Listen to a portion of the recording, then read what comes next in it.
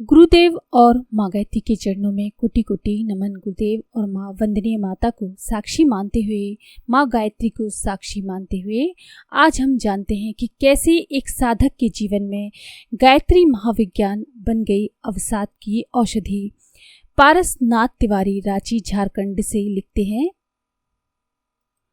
1970 के दशक में हमारा परिवार गांव का एक आदर्श परिवार था। पढ़ लिख कर मैं सन 1979 ईस्वी में सरकारी सर्विस में आया। पढ़ाई के दिनों से ही मैं अपनी कमाई परिवार के सभी सदस्यों पर खर्च करने के मीठे सपने देखता रहा था, इसलिए मामूली जेब खर्च को छोड़कर अपना पूरा वेतन घर भेजने लगा। उन दिनों मेरी खूब आवभगत होती। कमाऊ पूत जो था, मैं स्वयं को धन्य मानता कि मैंने अपने परिवार का सारा कर्ज उतार दिया और सभी सदस्यों की छोटी बड़ी जरूरतें पूरी करता रहा हूँ। धीरे धीरे परिवार बढ़ता गया। पहले पत्नी आई, फिर एक एक करके 3 बच्चों की किलकारियां घर से मैं चहकने लगी, किंतु फिर भी मैं पहले की तरह ही परिवार वालों के काम आता रहा। पत्नी कभी कभार इस बात को लेकर शंका व्यक्त करती रहती थी कि जब बेटियां बड़ी हो जाएंगी तो उनका घर बसाने में कोई भी हमारा साथ ना देगा। तब मैं उन्हें झड़क देता था। कुछ वर्षों बाद बड़ी बेटी की शादी तय हुई तो शादी के खर्च की बात को लेकर घर में हंगामा खड़ा हो गया। सभी ने एक दूसरे के सुर में सुर मिलाते हुए कहा, इतना खर्च हम कहाँ से करेंगे, जमा पूंजी तो कुछ है ही नहीं। जैसे तैसे बिटिया का विवाह तो संपन्न हो गया, लेकिन बाहर से आए मेहमानों के एक एक करके चले जाने के बाद घर में बैठक हुई और भाइयों ने कहा कि हमने आपके हिस्से की जमीन बेचकर ये विवाह संपन्न कराया था। आपका अब गांव में कुछ नहीं बचा। भाइयों की इस बात को सुनकर मैं सख्ते में आ गया। मैंने तो सपने में भी कभी नहीं सोचा था कि जिस परिवार की बेहतरी के लिए हमने पत्नी तक की बात नहीं सुनी, उसी परिवार के सदस्य हमें हिस्सेदारी से वंचित कर देंगे। किससे क्या कहा जाए, कुछ समझ में ही नहीं आ रहा था। पत्नी का सामना करना मेरे लिए कठिन हो गया।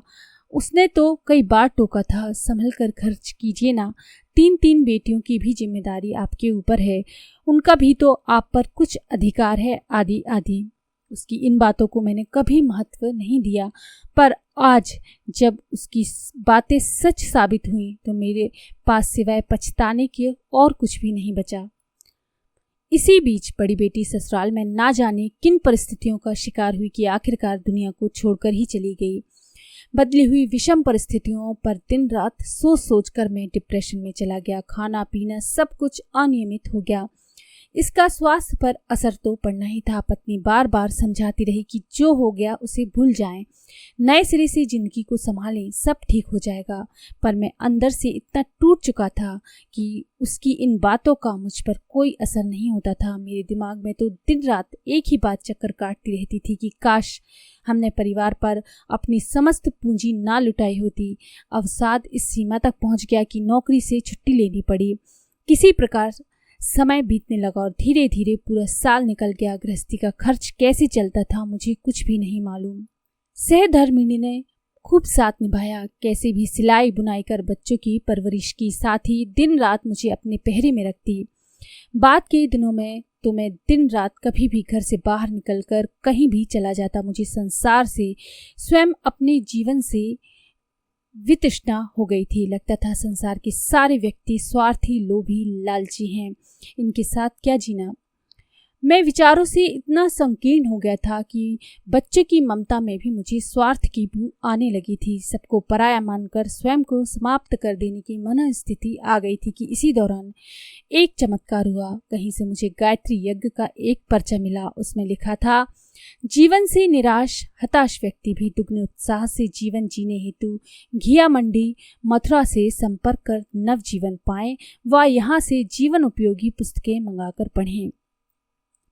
इसे पढ़कर मन में आशा की नई किरण फूट पड़ी। मैंने वहां से एक पुस्तक मंगाई। उसमें लिखा था, महान व्यक्ति सदैव अकेले ही चले हैं, जो किसी दूसरे के आधार पर खड़ा होता है वह तो निश्चित रूप से गिरता है।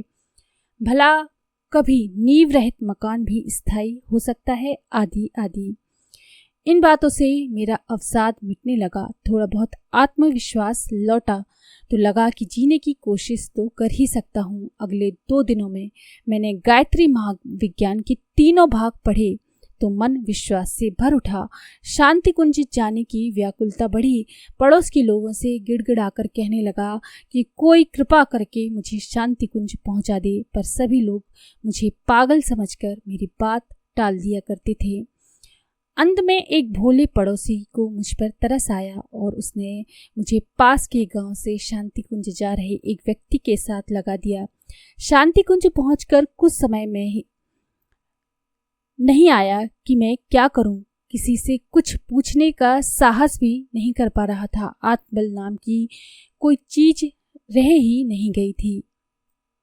अंततः मैं माताजी व पूज्य गुरुदेव की समाधि के आगे बैठकर खूब देर तक रोता रहा। अपने हृदय में विराजमान ईश्वर से मन की व्यथा सुनाकर उनसे प्रार्थना करता रहा कि मुसीबतों के इस दौर से मुझे उबार लें। रो रो कर मेरा मन बहुत हल्का हो चुका था। वहाँ का सुरम्य वातावरण मुझे भाने लगा। 3 दिन कैसे कट गए मुझे पता भी नहीं चला। घर वापस आने पर नहा धोकर पूजा कक्ष में गया और पूज्य गुरुदेव का ध्यान करने लगा। अचानक पूरे कमरे में रोशनी की बाढ़ आ गई। मैंने देखा कि पूज्य गुरुदेव सामने खड़े मुस्कुरा रहे हैं। मुझे उनकी आवाज साफ साफ सुनाई पड़ रही थी। गुरुदेव कह रहे थे, चिंता क्यों करता है, तेरी सभी समस्याओं का निवारण धीरे धीरे होगा, प्रयत्न कर, मैं हमेशा तुम्हारा साथ दूंगा। पूज्य गुरुदेव के इस आश्वासन से मेरा खोया हुआ मनोबल लौट आया। जिन परिस्थितियों से मैं दूर भागना चाहता था, अब मैंने उन्हीं से लड़ना शुरू कर दिया। पत्नी और बच्चों का जो प्रेम पूर्ण व्यवहार मुझे मोह माया का बंधन लगने लगा था, वही मुझे ईश्वर का अनुदान लगने लगा। घर के लोगों द्वारा उपकार के बदले मुझे जो तिरस्कार मिला, उसे मैं अब ईश्वर द्वारा ली गई परीक्षा मानने लगा। ये बात मेरी समझ में आ चुकी थी कि परिवार के लोगों के लिए इतना कुछ करके मैंने उन पर कोई उपकार नहीं किया, बल्कि अपना ही ऋण चुकाया है। धीरे धीरे मेरे परिवार की गाड़ी पुनः पटरी पर आ गई।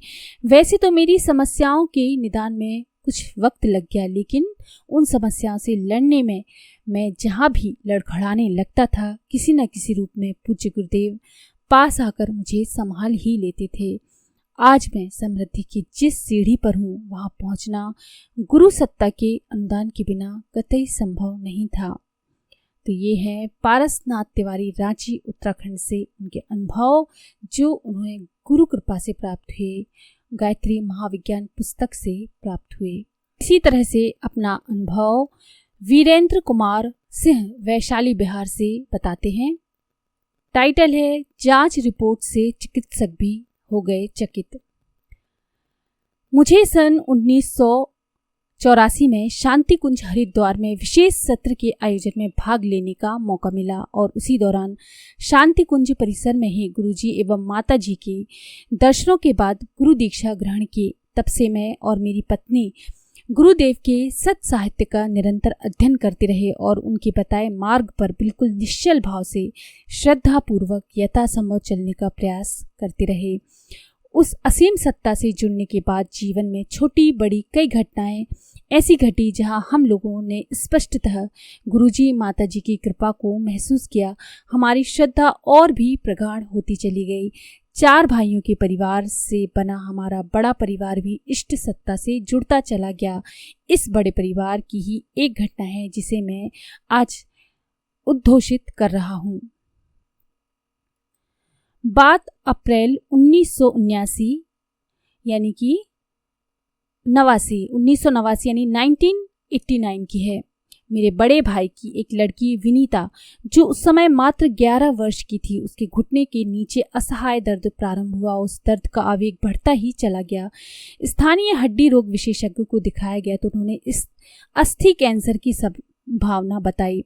पूरा परिवार ये बात सुनकर त्राही त्राही कर उठा। हम लोग उसे लेकर पटना के प्रसिद्ध हड्डी रोग विशेषज्ञ के यहाँ पहुंचे। उन्होंने ऑपरेशन कर उस हड्डी का कुछ हिस्सा 2 अलग अलग जांच घरों में जांच के लिए भेज दिया। उन्होंने भी कह दिया कि ये कैंसर ही है और अगर इसकी जान बचानी है तो टाटा कैंसर इंस्टीट्यूट में ले जाकर इसका पैर कटवा दीजिए। उसकी देखरेख मैं और मेरी पत्नी ही कर रहे थे। हम लोग बिल्कुल निराश हो गए और गुरुजी माताजी का स्मरण करने लगे। हम दोनों में से एक गायत्री शक्तिपीठ पटना में गायत्री मंत्र तथा महामृत्युंजय मंत्र का जाप करता तो दूसरा उसकी देखरेख करता। ये सिलसिला बारी बारी से जांच रिपोर्ट आने तक निरंतर चलता रहा। इसी बीच डॉक्टर लगातार कहते रहे कि आप पैसा बर्बाद ना करें, इसका पैर कटवा दें, क्योंकि इलाज से रोग दूर होने की संभावना कम ही है, पर जो समय उसमें लगना है उससे रोग के फैल जाने का डर है। मैं सोचने लगा कि गुरुजी सर्वज्ञ और अंतर्यामी हैं, हमारी पुकार जरूर सुनेंगे। मैंने निर्णय कर लिया कि अगर इसके पैर काटने की बारी आएगी तो इसका जीवन बर्बाद करने के बजाय इसे शांति कुंज में गुरुजी की शरण में रखकर चले जाएंगे। हम लोग काफी शोकग्रस्त और विचलित थे। दिन रात पूरा परिवार गुरुजी माताजी का ध्यान लगाए हुए था। इसी दौरान आश्चर्यजनक तरीके से उसका दर्द धीरे धीरे कम होने लगा और वह काफी राहत महसूस करने लगी।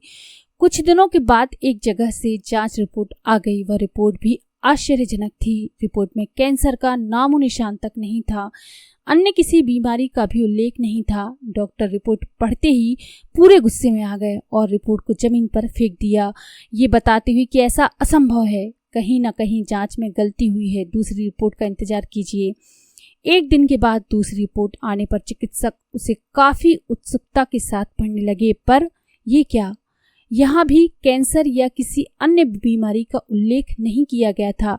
डॉक्टर आश्चर्य में पड़ गए। इसके बावजूद उन्होंने कहा कि मेरा अनुभव झूठा हो ही नहीं सकता, उसे कैंसर ही है, परंतु मुझे विश्वास हो चला कि ये हमारे गुरुदेव की कृपा ही है, हमारी प्रार्थना सुन ली गई है।